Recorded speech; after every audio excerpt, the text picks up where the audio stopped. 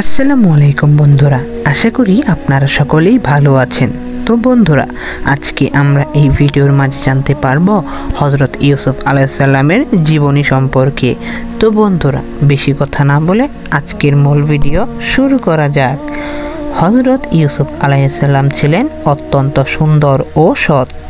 একদিন তিনি একটি স্বপ্ন দেখেন, যেখানে সূর্য, চাঁদ ও 11টি তারা তাকে সেজদা করছে। তিনি এই স্বপ্ন তার পিতাকে জানালেন। পিতা তাকে সতর্ক করেন, কারণ তার ভাইয়েরা ঈর্ষান্বিত হতে পারে। কিন্তু ভাইয়েরা তার প্রতি ঈর্ষান্বিত হয়ে তাকে একটি কূপে ফেলে দেয় এবং মিথ্যা বলে পিতাকে জানান যে তাকে একটি বাঘ খেয়ে ফেলেছে।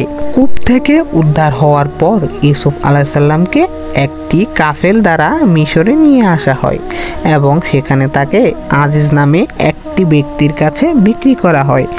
আজিজের স্ত্রী, যিনি ছিলেন অত্যন্ত সুন্দরী, ইউসুফ আলাইহিস সালামকে প্রলোভিত করতে চান, কিন্তু ইউসুফ আলাইহিস সালাম আল্লাহর ভয় ও সততার কারণে তার প্রস্তাব প্রত্যাখ্যান করেন।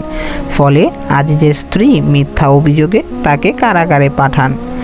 কারাগারে থাকাকালীন ইউসুফ আলাইহিস সালাম তার সঙ্গীদের দাওয়াত দেন এবং আল্লাহর একত্বের কথা বলেন। একদিন বাদশাহ একটি অদ্ভুত স্বপ্ন দেখেন এবং তার মন্ত্রীরা সেই স্বপ্নের ব্যাখ্যা দিতে ব্যর্থ হন।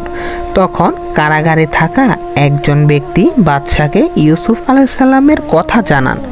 বাদশাহ তাকে ডেকে পাঠান এবং ইউসুফ আলাইহিস সালামকে স্বপ্নের ব্যাখ্যা দিতে বলেন এবং পরে ইউসুফ আলাইহিস সালাম সেই স্বপ্নের ব্যাখ্যা দেন, যা ছিল মিশরের আগামী 7 বছরের দুর্ভিক্ষের পূর্বাভাস। বাদশাহ ইউসুফ আলাইহিস সালামকে মিশরের উপরাজা নিযুক্ত করেন। দুর্ভিক্ষের সময় ইউসুফ আলাইহিস সালামের ভাইয়েরা খাদ্যের জন্য মিশরে আসেন। ইউসুফ আলাইহিস সালাম তাদের চিনতে পারেন, কিন্তু তারা তাকে চিনতে পারেনি। এক পর্যায়ে ইউসুফ আলাইহিস সালাম তাদের কাছে তার পিতার খবর জানতে চান এবং তাদের পিতাকে মিশরে নিয়ে আসার জন্য বলেন। অবশেষে হযরত ইয়াকুব আলাইহিস সালাম তার সন্তানদের সঙ্গে মিশরে আসেন এবং দীর্ঘদিন পর পুত্র ইউসুফ আলাইহিস সালামের সঙ্গে মিলিত হন। তো বন্ধুরা, এই ছিল আমাদের আজকের মূল ভিডিও।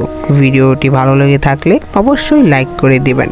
চ্যানেলে নতুন হয়ে থাকলে অবশ্যই সাবস্ক্রাইব করে দিবেন। আজকের মতো এখানেই বিদায় নিচ্ছি। আল্লাহ হাফেজ।